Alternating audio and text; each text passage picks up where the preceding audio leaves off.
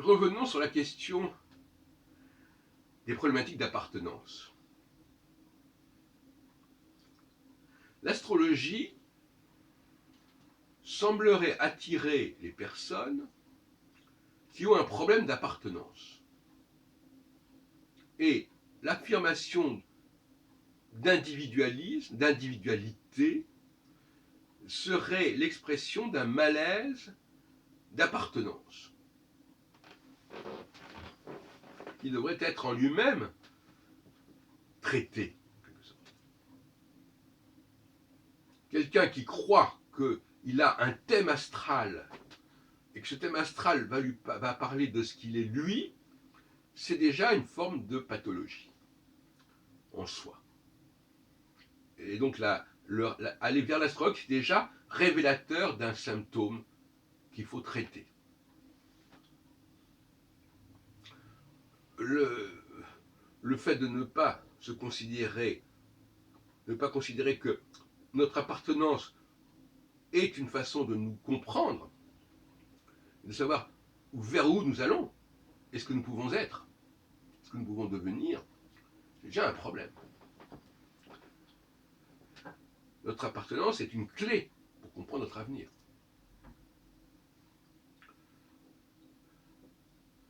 Pour le comprendre, et éventuellement pour prendre des précautions et des mesures par rapport à cela. Donc,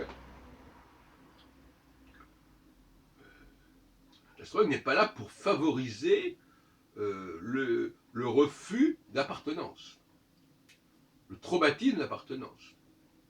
Une femme, par exemple, qui ne s'assume pas en tant que femme, eh bien, elle va être attirée par l'astrologie parce que l'astrologie ne va pas lui parler de cela, parce qu'elle va lui parler de son individualité. Donc, elle va dépasser le problème de son appartenance, de ses appartenances.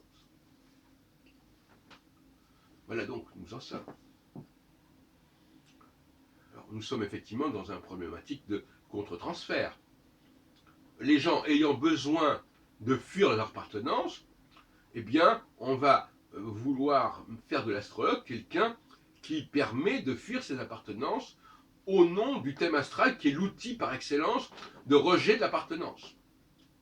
En les combinant à tel point qu'il n'y a plus d'appartenance.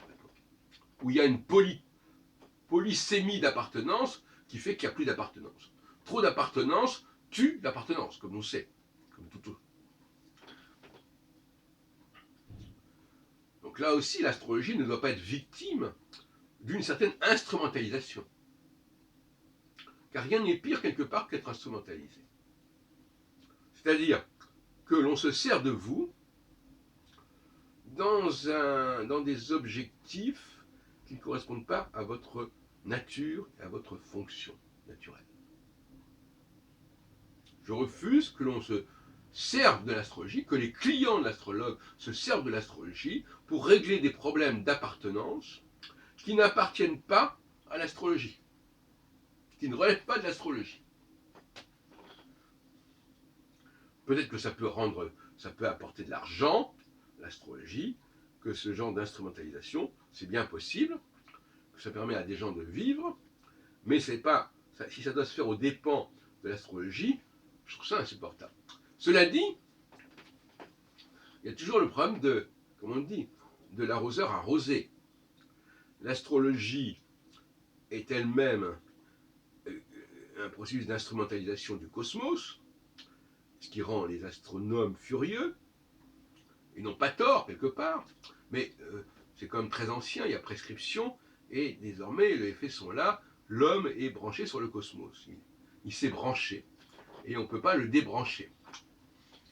Bon, maintenant que l'astrologie elle-même ait été instrumentalisée par une certaine population de gens qui sont dans le domaine de la thérapie, les médecins, les psychologues, etc., qui ont cru pouvoir faire du thème astral un outil pour leur métier, c'est une forme d'instrumentalisation de l'astrologie qu'il nous faut dénoncer.